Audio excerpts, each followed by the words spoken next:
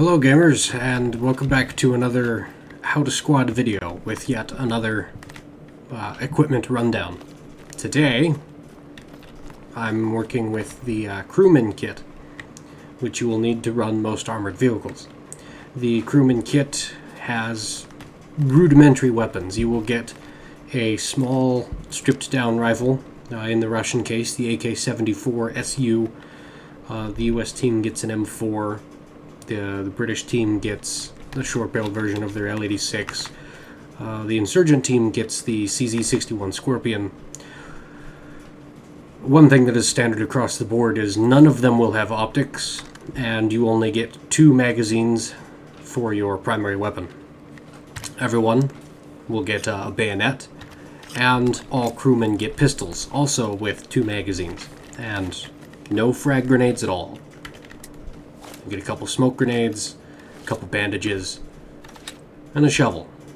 So everybody gets all that stuff. And as should be evident by now through my explanation of the previous kits, if your rifle does not have an optic with magnification, you do get binoculars, which have the helpful rangefinder reticle. The special thing the Crewman kit gets is this repair set, toolkit, whatever you want to call it, so that when your vehicle, or if your vehicle takes battle damage, you can repair some of that damage in the field. You can replace blown out tires or repair damaged tracks. You can partially repair damaged engines and get your vehicle moving under its own power again. To cover some of the vehicles, we have back here, have the main battle tanks, in this case the American M1 Abrams and the Russian T-72, as well as the IFVs, or infantry fighting vehicles, the M2A3 Bradley and the BMP-2 are the US and Russian vehicles. Then next we have APCs, in this case Strikers, and BTRs for the US and Russian teams. Next we have the lighter vehicles that do not require a crewman kit. As a regular infantryman, if you're running around as a rifleman or a medic or a lat, whatever, you can jump in these vehicles and drive them without having to switch to the crewman kit, which will include all variants of the MRAP, the MTLB, and just more variants of the MRAP, the Scout Car, the Spandrel, and any and every Logi truck. And this applies for all the teams. The Insurgent teams have what we call the techies, or technicals, which are just, beat up little pickups with machine guns in the bed. Those don't require crewman kits. The Canadian, all the other teams and their Logi trucks don't require crewman kits. Whereas, the other teams' armored vehicles, like the Canadian LAV-6, the British Bulldog and Warrior vehicles, those do require crewman kits. While I'm here, I'm going to show you some of the basic stuff with these big armored vehicles. So I'm going to jump into the T-72, this Russian main battle tank. You automatically, if there is no one in it, when you enter the vehicle, you're automatically put in seat 1, or the driver's seat. You press E to start the engine, and as you can see, you've got this limited field of view here. And this will vary from vehicle to vehicle. The T-62, which the insurgents and militias get on certain map layers, will have a slightly, they have this window here in the front, but then they have little windows on the side. You'll get a slightly better field of view with a slightly crappier vehicle. To drive, we're still using the regular controls. W and S are forward and reverse. A and D are going to be left and right. It is a little bit different driving a tracked vehicle. With a wheeled vehicle such as a Striker or an MRAP, you simply turn left and right, whereas with a tracked vehicle, when you press D to go right, you are instead applying brakes to the track on the right side of the vehicle. And this is the same for the IFVs, meaning the Bradley, the BMP, and so on. And at higher speeds, this is a big, heavy vehicle. The T-72 is on the order of 45-ish tons. The M1 Abrams is going to be 60 or so tons. So, going at a high speed like I was just doing, it's very difficult to turn. Your track is going to slip. You're going to lose traction. You're just going to slide through the dirt or grind on the pavement, and you're not going to get a whole lot. From my experience, you can turn much better if you decelerate and go slower and take the turn at a slower speed. And this has helped either pressing S, which applies a little bit of reverse, or spacebar, which serves as the brakes. If you are driving a vehicle and your gunner and or commander, calls out a target and says stop so we can shoot the target, you just slam on that spacebar and it's going to stop the vehicle as quickly as possible. Another trick, especially helpful when climbing steep hills or when you're trying to move cautiously. I may come to a stop again.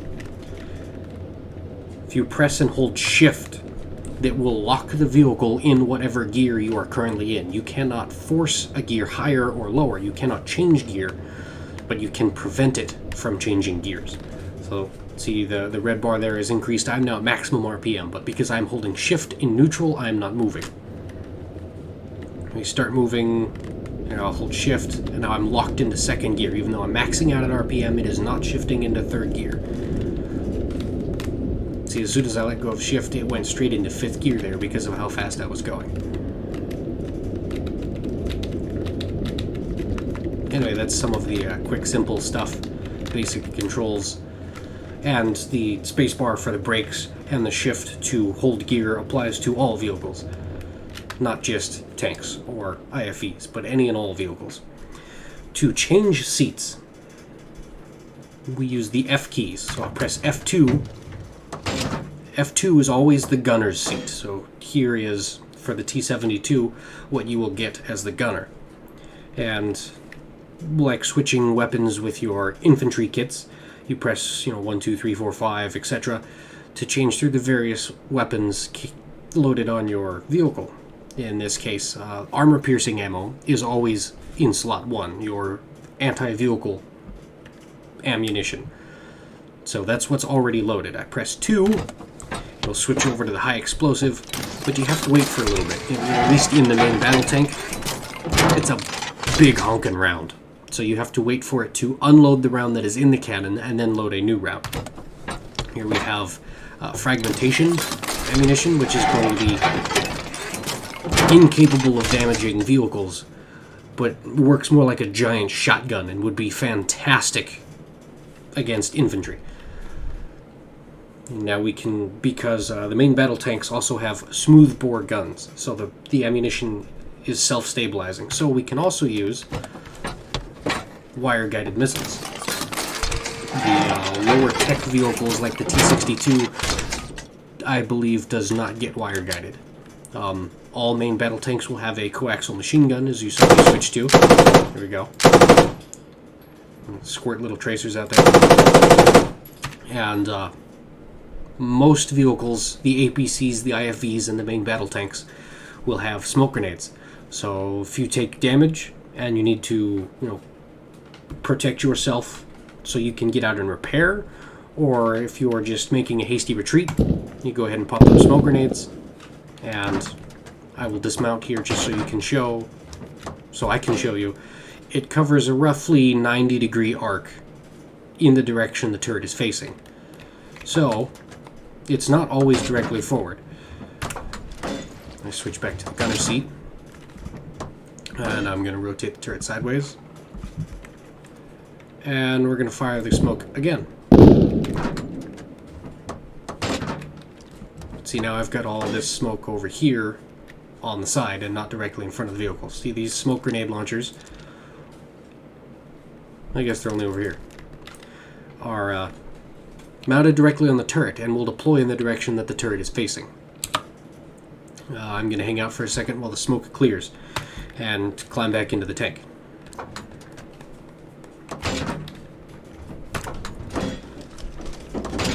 Another important feature is stabilization. The lower tiered vehicles like the T-62 does not have stabilization, but the Leopard, the Abrams, the T-72 have stabilization on the main gun.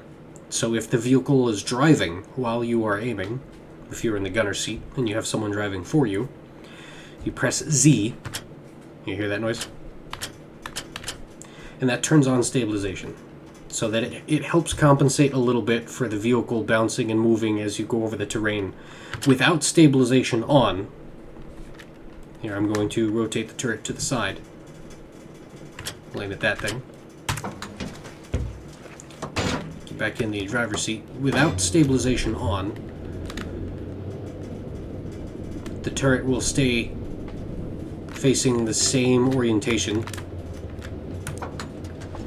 in relation to the chassis of the tank. See, now I'm pointing, to the side over here. I'm going to face the turret forward again. So now we're looking at the wall. I'm going to turn stabilization back on. And I'm going to rotate the tank.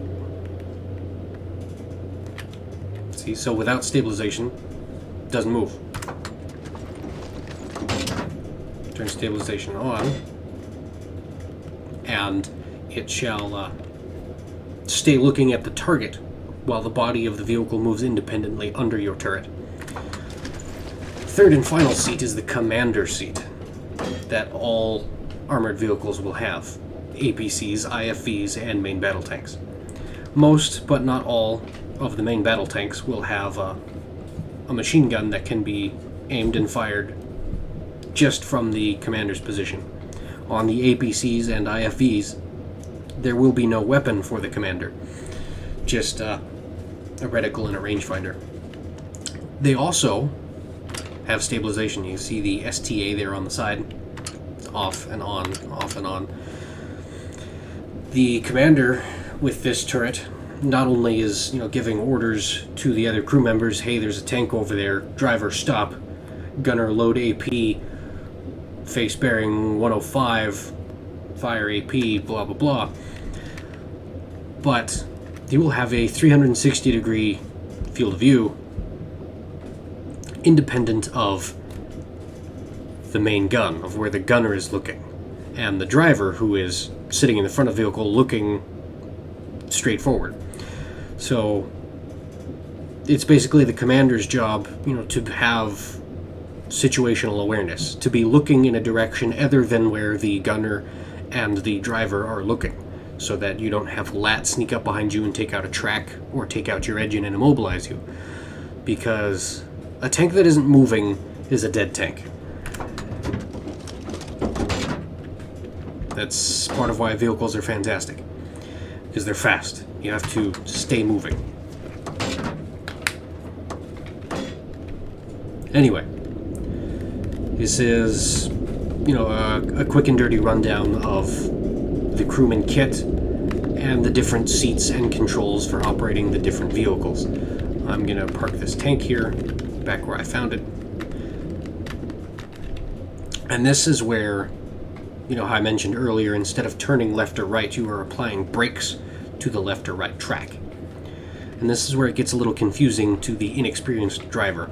If you are turning while backing up, here I'm going to lock the right track, but now it turns left, because the right track isn't moving.